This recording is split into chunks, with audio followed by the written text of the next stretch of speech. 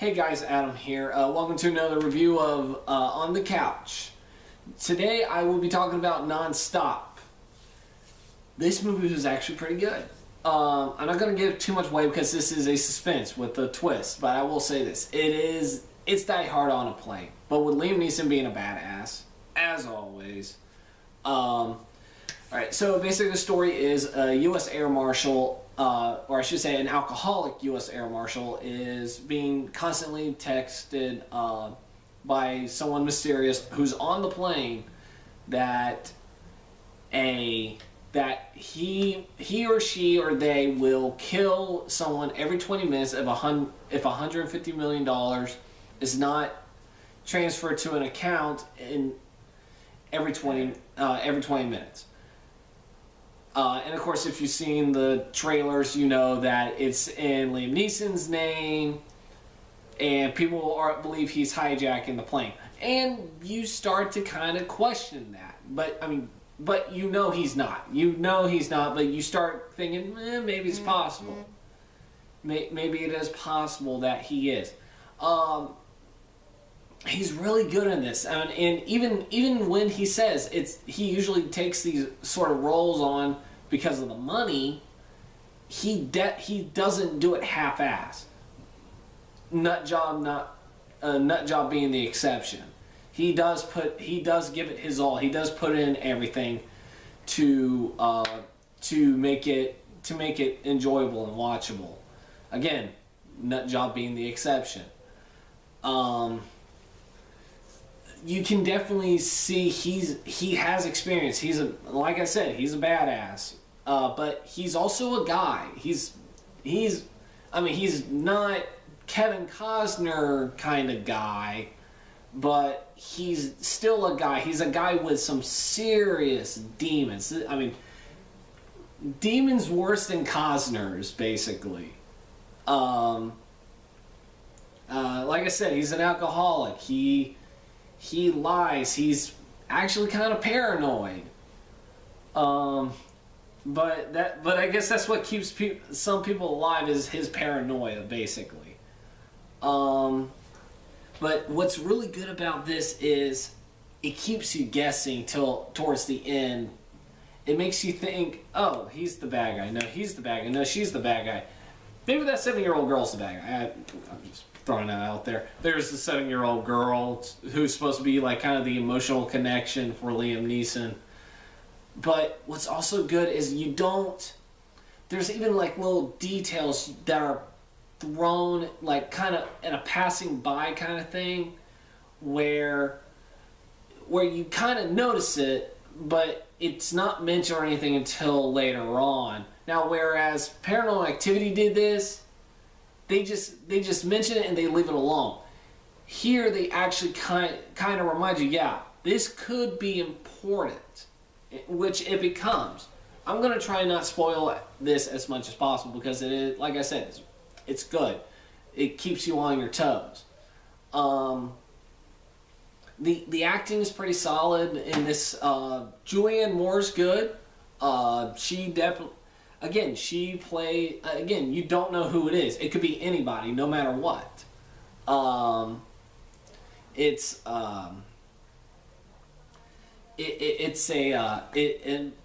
Julianne Moore's good. The girl from Downton Abbey is good as well. You kind of tell like there's some history behind Liam Neeson. I'm actually glad it's not like, oh yeah, Liam Neeson. Yeah, she's Liam Neeson's ex-wife or anything like that. I'm actually glad they didn't do that. It's just they know each other because he's a U.S. Air Marshal. He's been on this flight before.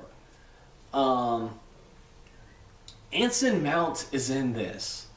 And let me tell you something about Anson Mount. If you've seen Hell on Wheels, you know he's the lead on the show. He's a good lead. And he's also a good actor. And if you've seen him in some movies, he's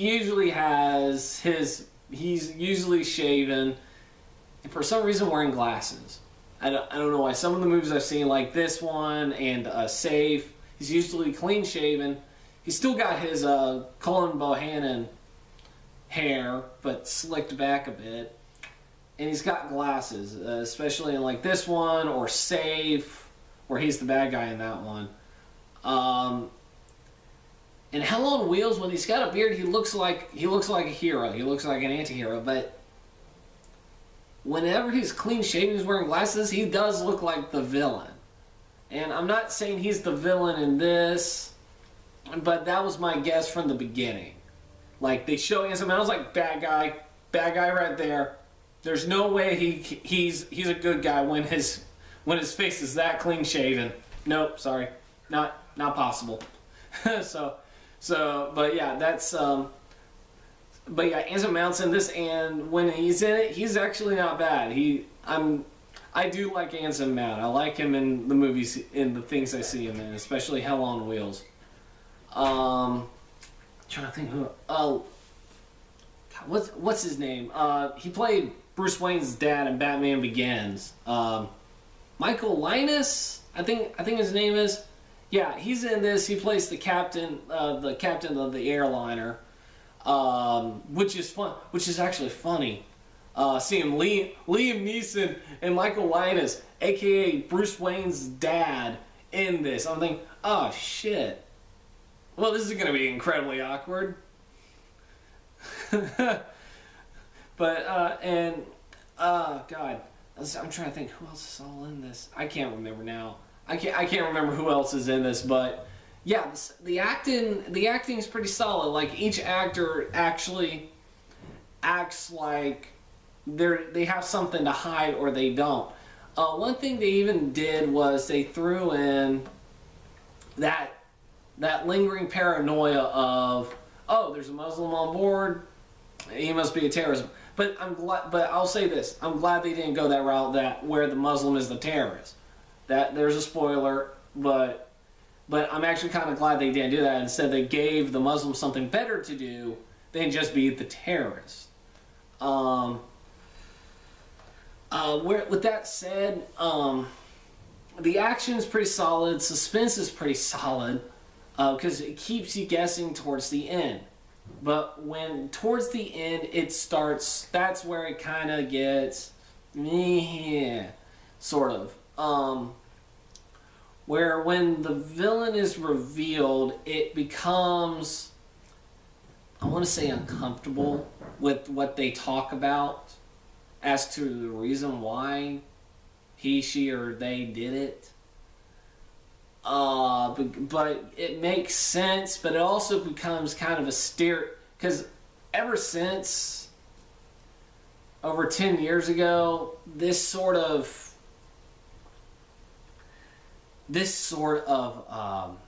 reasoning behind the hijacking is become a bit of a cliche, especially in films and television. It's become the go-to reason why someone is hijacking a plane, or someone's killing these people. It's become a stereotypical reason. It's not out of place, but then you start thinking, yeah, this is not really what I was expecting. Let's see. Oh God, I'm trying to avoid spoiling anything. Oh, yes. Kudos. Props to a person whose idea it was to have the text on screen, like showing while Liam Neeson's looking at his phone. You don't see the text on his phone. You see it like it appears on the side, because they did it pretty damn well. Because when they do it, they'll fade in, they'll fade out on the text, and then when he looks back, they fade back in. Or when a phone is cracked or broken, they actually show the text with cracks. Or when the plane is moving because of turbulence, or shaking because of turbulence, they actually show the text shaking. I don't normally see that sort of thing, because usually there's like, here's the phone, here's the text, blah blah blah. They don't really show the text, except for, like, say, Sherlock. Sherlock is a good example of utilizing that sort of thing. This actually to me, actually took it a step further with the texting, because they actually show you, because when they even show you texting, they even show like the word suggestions that he puts in, because it's actually an older phone. Oh God. I'm trying. Believe me, I'm trying very hard not to spoil anything, because it is a movie you want to see without knowing anything going in. I saw you.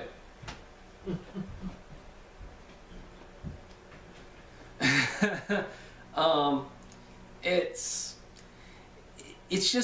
is a good movie. Now, is it better than 3 Days to Kill? No, because honestly, I think 3 Days to Kill was better written. This was just shot a little better in terms of where it's located, because it's on a plane. It's compared to Paris. It takes a lot more effort to shoot something on a set that's supposed to be like a plane. So being able to have the camera in very tight places and whatnot. I mean, and I know it's obviously a set, but the way it's done, but it still has to be like you're on a plane. So how the camera is shot, or where the camera is located, has to be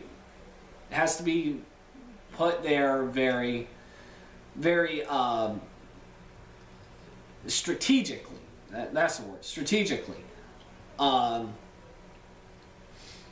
Wow, this whole time I'm realizing I'm not messing with my hair that much. Sorry, I'll edit that out. Anyway, but yeah, it's good. The hijacking plan was actually thought out very well. Like, you can believe that the hijacker is smart and planned this out very well. Knew who the people they needed to pick. Knew where to put what they needed put in place, and it's very well thought out. I mean, I was just going like, wow, these guys are good. Very, very good. Also, like, you don't just focus on Liam Neeson, you also focus on some of the passengers. And of course, you got your stereotypical passengers. You got the little girl. You got the only passenger that believes Liam Neeson. You got the pilot. You got the co-pilot. You got the stewardess who actually knows Liam Neeson pretty damn well. You got the asshole passenger who does. Well, in this one, you got several asshole passengers. I mean, it's an airplane. You're gonna get asshole passengers. I should know. I've had to deal with them too. God. But yeah, you get those. I mean, you even get like the asshole passenger that actually ends up helping Liam Neeson in the end. But yeah, also the action's pretty. Like I said, the action's pretty good. It's very restrained. He's actually not being like Liam Neeson in Taken. He's being a guy who just knows how to kick somebody's ass. I mean, he doesn't. I mean, he fights. I mean, now when he fights, he does fight like Liam Neeson in Taken. But he doesn't do as much fighting as he went later on, because he's doing more restraining than he restrains people more than he does actually beating the shit out of them until much later. But it works. It doesn't feel out of place when he starts going CIA on them. God, I'm trying to think. They even mention his background, which I'm not going to spoil, but I think it did mention he was in military, which makes sense. But they also say he was a cop. I mean, he's a U.S. Air Marshal, so he still has to have some sort of advanced hand-to-hand training.